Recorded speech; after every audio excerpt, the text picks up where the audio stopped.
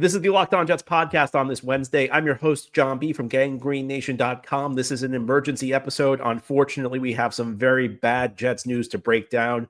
Multiple national reporters, Adam Schefter, Diana Russini, Jordan Schultz, saying today the Jets fear starting right guard Alijah Vera-Tucker has suffered a major injury.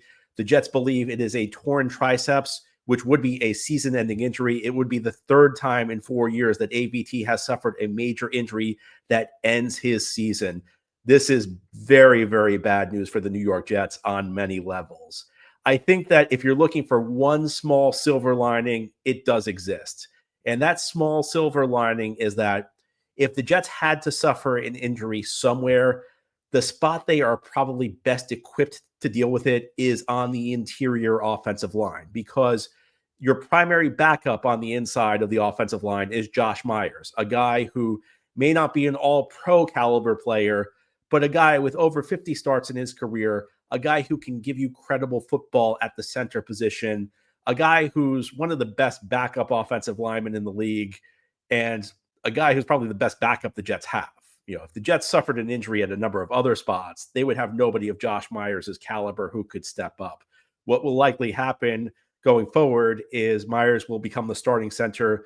Joe Tippmann will then move to right guard. You may remember in training camp, John Simpson briefly suffered an injury during the first exhibition game.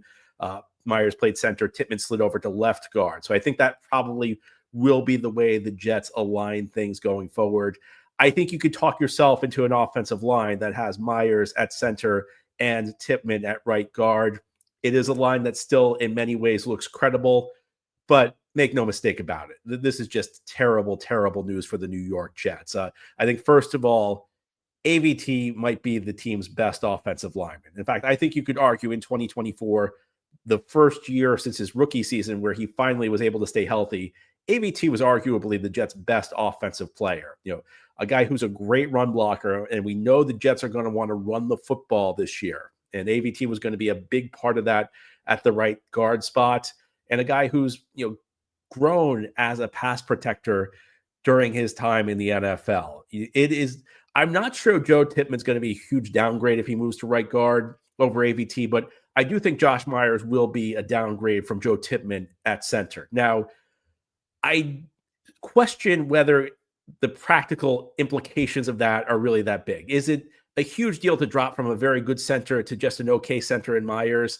I don't know that it impacts the Jets that much, but for a team that has issues at a lot of skill positions and a team that's going to really, really need to depend on this offensive line, you don't want to get weaker at any spot, even if it's only marginally. So that's number one.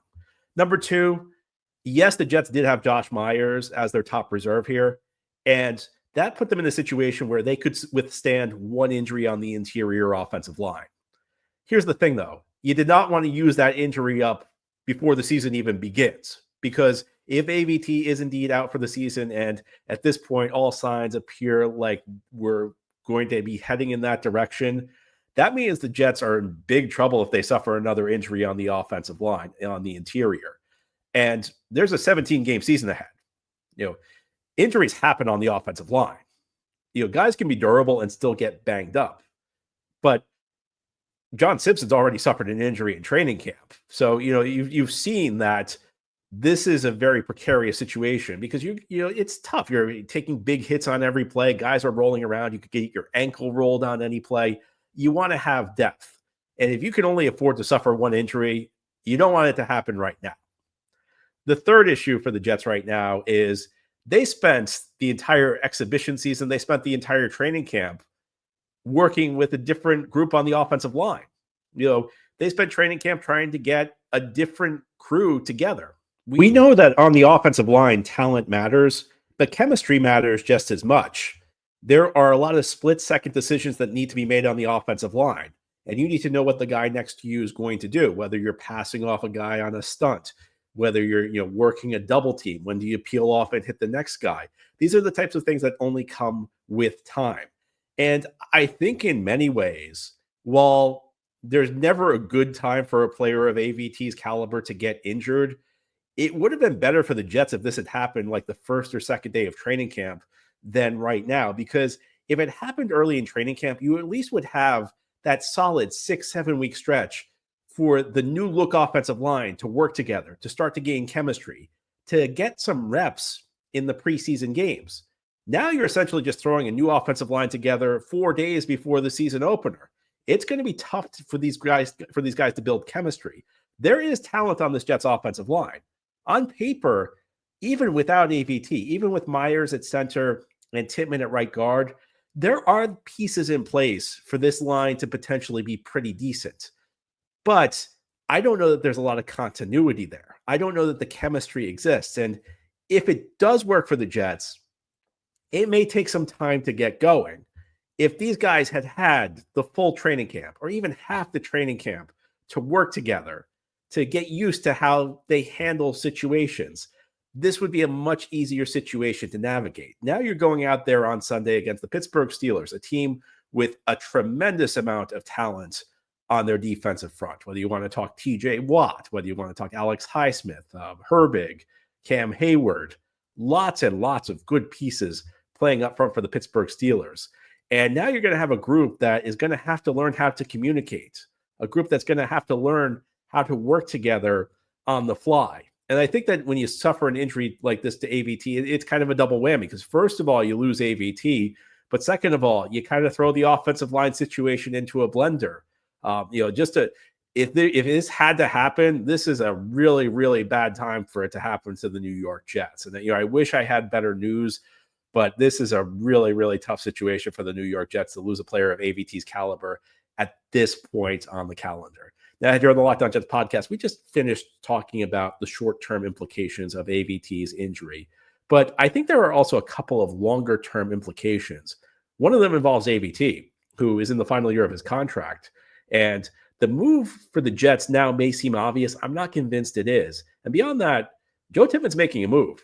And I wonder whether that move might be permanent. More here ahead as we continue on this special emergency edition of Locked On Jets. This special edition of Locked On Jets is brought to you by FanDuel. The NFL season is almost here, and FanDuel is making sure you're ready for kickoff with a can't-miss offer. Right now, new customers can bet just $5, and if your bet wins, you'll get $300 in bonus bets to use across the app. FanDuel makes every game more exciting, whether you're watching your team or just keeping an eye on your fantasy lineup. It's quick, easy, and the best way to bring a little bit more energy to Sundays. Without Alijah Vera-Tucker, this game against Pittsburgh Week 1 is looking much more precarious for the New York Jets against a ferocious defensive front. We'll keep an eye on how the line moves as the Alijah Vera-Tucker news travels. But at this point, the Steelers are still a 2.5-point favorite over the Jets on FanDuel with an over-under of 38.5, so not many points expected. But if you want to get in on the game, FanDuel's the place to do it. Are you ready to play? Download the FanDuel app now by visiting FanDuel.com to get started. That's FanDuel.com to place your first $5 bet. Today's episode of Locked On Jets is also brought to you by Yahoo Fantasy. It's the best time of year. NFL kickoff is almost here, and that means fantasy football season is back in full swing. And this year, Yahoo Fantasy is turning things up with a fantasy football experience like never before. And this year, me and Locked On Jets are playing on Yahoo Fantasy, and you should too, whether you're a first-timer or a veteran making your millionth league. I've used Yahoo Fantasy for years, and the updates they're rolling out this month are wild, and I mean that in the best way.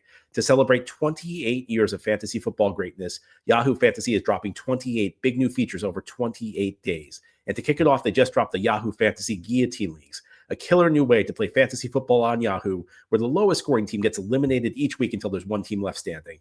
With the season around the corner, now's the time to get your league together and give this new mode a try.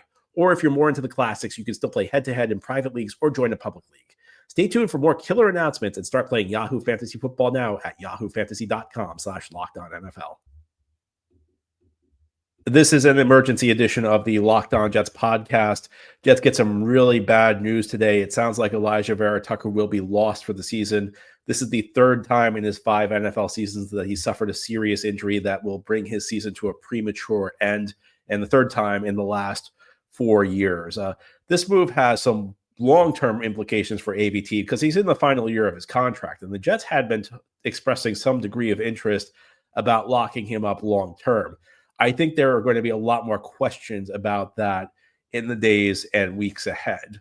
Now, I'm going to give you what could be an unpopular take on this because I know a lot of you are going to look at this situation and say, AVT can't stay on the field. Third serious injury in 4 years. There's no way you can re-sign him.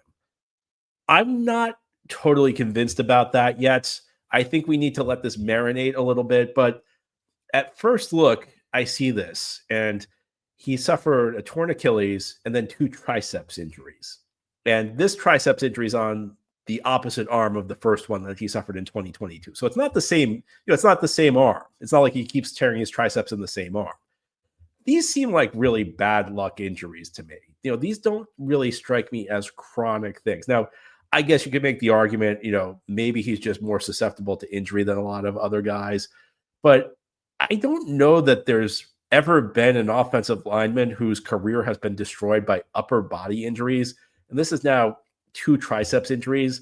So I wonder whether AVT has just had a ridiculous run of bad luck. The type of bad luck that just may not be sustainable. And I don't think the Jets can pay him as much as they would have if he had a healthy season. But I also wonder, could this be like another Blake Cashman situation? I don't know if you remember Blake Cashman. He was a guy the Jets drafted much later than AVT. He was a late round pick in 2019. He was a guy who was injured nonstop during his 3 years with the Jets. The Jets traded him to Houston 2 years ago. And at the time the Jets traded him to Houston, everybody laughed at it. I probably laughed at it because why would Houston trade for a guy who can't stay healthy?